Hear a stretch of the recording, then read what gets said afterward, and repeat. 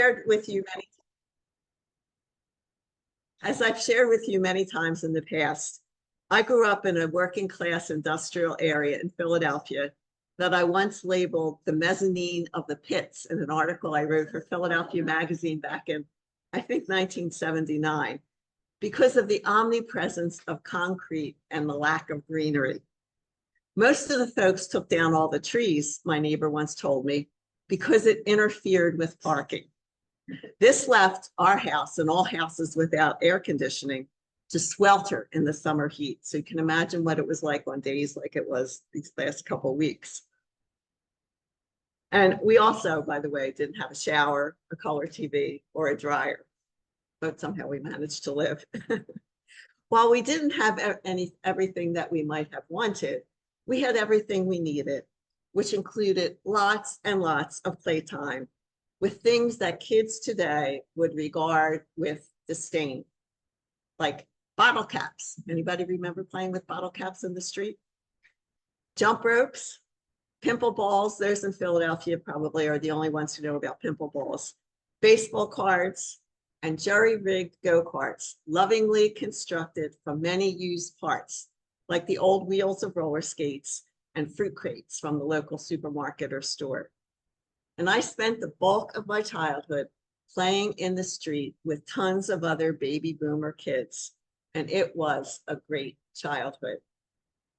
So when you grow up in a relatively poor community, sharing is a virtue for just about everyone. And as I recall, I mean, everybody had their own toys, but there were also toys that were sort of communal, but sort of not.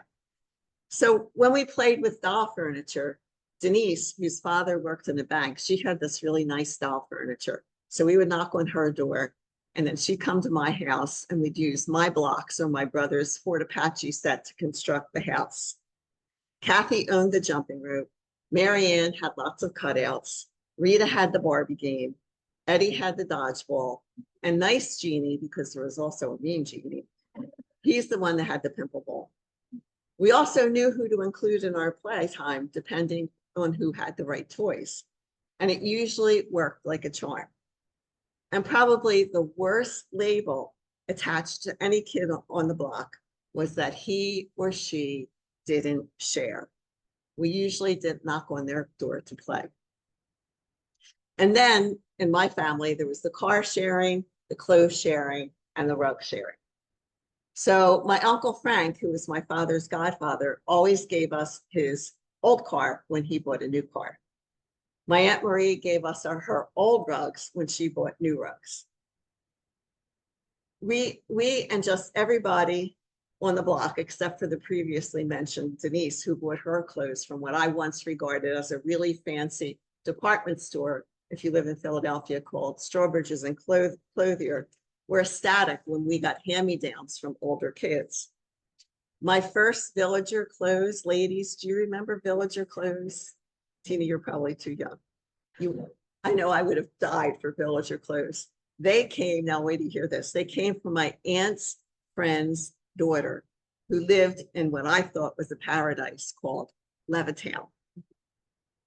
And then there was the beer sharing, or what I would call the beer stealing. There was a house down the street from us, what we all called the Harry Clady house. Harry was an alcoholic and he rented out rooms to his fellow sufferers, and nobody like took up petitions or called the police or like everybody. It was just Harry Clady's house and we let it go at that. My father carefully explained that these men originally came from good families, but they had fallen down on their luck. My father and 3 of his brothers returned from World War II with their own share of drinking issues. So he knew about which he spoke. And so he would sit in the summer on the step and listen to Harry ramble on for hours and hours, while the rest of us, kids and adults alike, left in disgust. Somehow, Harry found out that my father kept his beer in the backyard because our fridge was not big enough to hold it. Harry would periodically climb the fence and help himself to my father's stash. My father knew very well that Harry was stealing his beer, but he never brought the beer into the house, and he never took Harry to task for stealing his beer. because his mantra was, we share in our house. And while the four of us had our moments and we didn't share all the time, the worst thing that my father could ever say to me was that I was selfish. So sharing and generosity lie at the very heart of every faith tradition. And obviously, these traditions come from the understanding that some people, mostly through no fault of their own, often fall down on their luck. Those who live in war-torn or famine-stricken countries, those who have lost their jobs, those who grow up in households where adults have addiction problems, are cases in point. And perhaps this is what Jesus meant when he warned us in a rather matter-of-fact tone of voice that we would always have the poor. And his message was that we were supposed to take care of them. Sharing and hospitality lay at the very heart of Judaism, the faith of Jesus. The foundation of the Jewish faith is the celebration of Passover, which enabled the Israelites to leave Egypt and travel to a land where they were free. In the Torah, God urged them to always act with hospitality because they were once strangers in a strange land and strangers helped them. In spite of the admonitions of the two great faith traditions, we know that the hearts of believers are not always generous or giving. Instead, many times the hearts of believers want to teach people because it's allegedly good for them.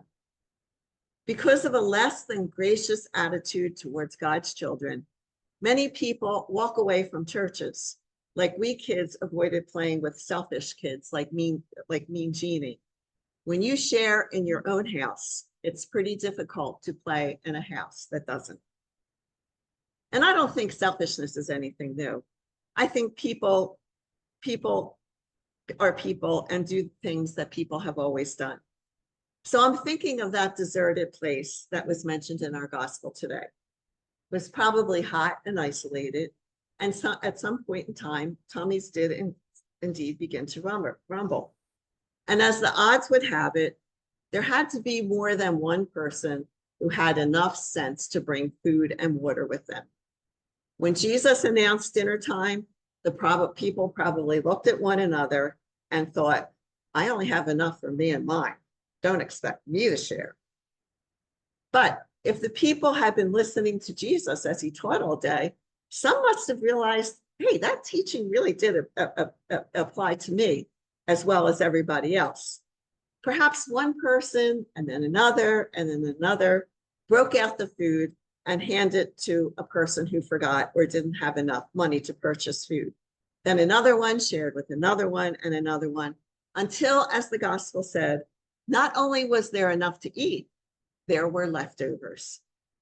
And when you think about it, the idea that human beings overcame their natural impulse to hoard and instead shared their food with complete strangers, that is probably a bigger miracle than God somehow reaching down from heaven and miraculously providing the people with food. And so, my friends, there is good news all around here. These verses teach us that God regularly uses human beings to feed the world with the bread of heaven. The bread clearly nourishing body as well as soul is given to and received by beings who have been rendered divine and holy by God's love. All is forgiven and no one is ever left out.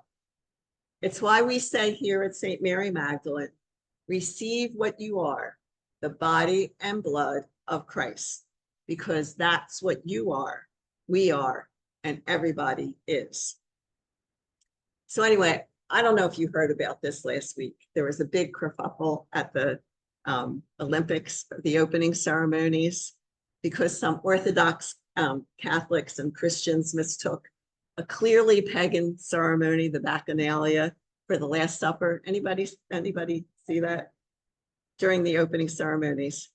And I was thinking, well, first of all, they didn't know mythology or even Western civilization. But anyway, even if it was a parody of the Last Supper, the Jesus that I read about in the Gospels, he would have been quite at home with women, gay people, drag queens, and a half-naked blue guy named Bacchus wearing an outrageous grape headdress who sat upon the table. Instead, Jesus would have regarded the men who march around a richly appointed church, holding a golden, diamond encrusted monstrance and wearing expensive golden threaded vestments, and reserve the Eucharist for the few who deserve it. He would have regarded them as the hypocrites. He would have regarded them as those who are desecrating the holiness of God. And so, beloved community, our task is, as Jesus said and lived and preached, is to always share in our house, the house of God named for Mary Magdalene, where everyone is always welcome, despite what condition our condition is in.